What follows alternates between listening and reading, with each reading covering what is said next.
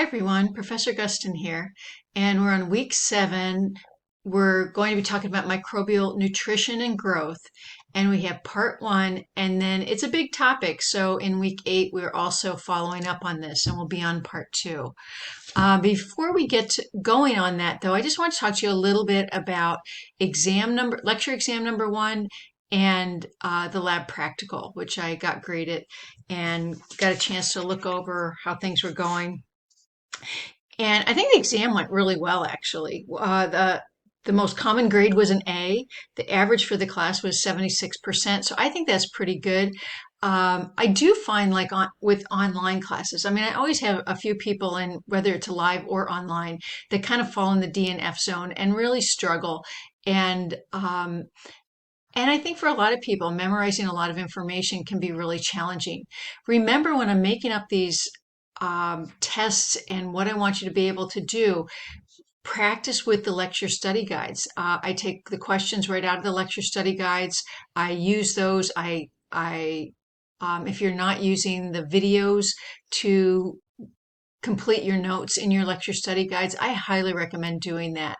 A lot of times, if I think in a question, I can't think of another question, I go back and I just look through those videos. I look through those PowerPoints and think, what did we talk about that I haven't asked? So definitely go through the vocabulary and lecture study guides, use the questions in the lecture study guides to practice.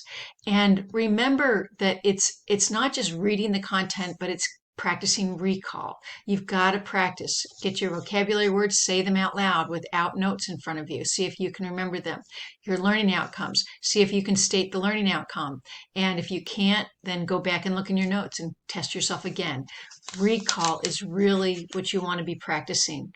And I know a lot of you are going into nursing and other science classes, so recall of a lot of information tends to be really common in these kinds of courses. So this is really good practice. And even if you didn't do well on exam number 1, um, this is a great chance for you to learn, how do you get more out of yourself? How can I do better next time? So it's a learning process. We've got lots of grades in this class, so you can survive a poor test.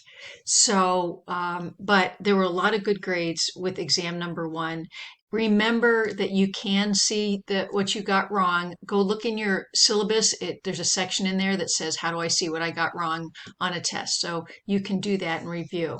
As far as the lab practical one, that was a little bit lower. The average was 72%. I had a few more low grades in there, but still, again, I had lots of A's and B's. So, and you know what really happened with the lab practical, you can see it really clearly, is we got a lot of high grades and a lot of low grades, and not as many in between. So I think it's a little bit more challenging. It's a different way to learn. When you're doing a lab practical, there's a lot more visuals, and what I try to do is I try to make it so if you just complete the lab handouts and then review that material, that's all you need to look at. You shouldn't have to go study lots of different things if your lab handouts are completely filled out. So again, go back and look at what you got wrong. See where that is. Did you get it wrong because you just didn't study enough? Did you get it wrong because um, oh, you say, oh, I knew that, but I couldn't remember when I got to the test. That usually means you didn't study enough. You're getting it mixed up with other things. That a lot of times means you didn't study enough. And remember, when you study for these things, you need to study over time, not just one night the day before the test.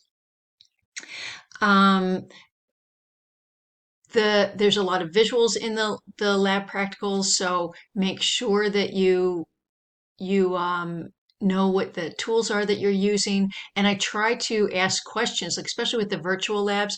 The things I want you to remember from the virtual labs, I put questions there so that if you answer those questions on your lab handout, you should be able to have the information you need to study for the practical. So again, we've got a lot of grades left in this class.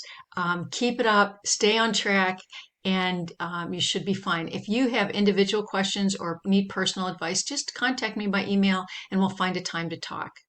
So let's see, what else do we have here? We have an introduction. There's a new study guide on microbial nutrition and growth, and a bunch of videos. There we go. Look at I was getting a migraine when I put this together. So I'll make a correction there, but there's a lecture video on osmosis. You can see these following through that handout. The osmosis one I put in there just a little bit extra because some people struggle with that. If you're good with osmosis, you don't need to watch that, but it might help some folks. There's a lecture assignment, one of the adaptive learning ones, and then a lab handout. And talking about aseptic technique and subculturing bacteria. There's a bunch of virtual labs, and one of the assignments for lab is it's an adaptive learning thing, not quite as long as our lecture ones, but there's one right there. There is no lab quiz this week. All your lab points will come out of these virtual labs. So let me know if there's anything I can do to be helpful. Keep up the good work. People that have been struggling or had something happen have been really good at keeping up with me and letting me know. Um, anyway, let me know when something's going wrong or if there's anything I can do to help. And you guys have a great week. After week 7 is a break week. I will post week 8 at the end of week 7. You can do it over break or you can wait. So whatever works for you.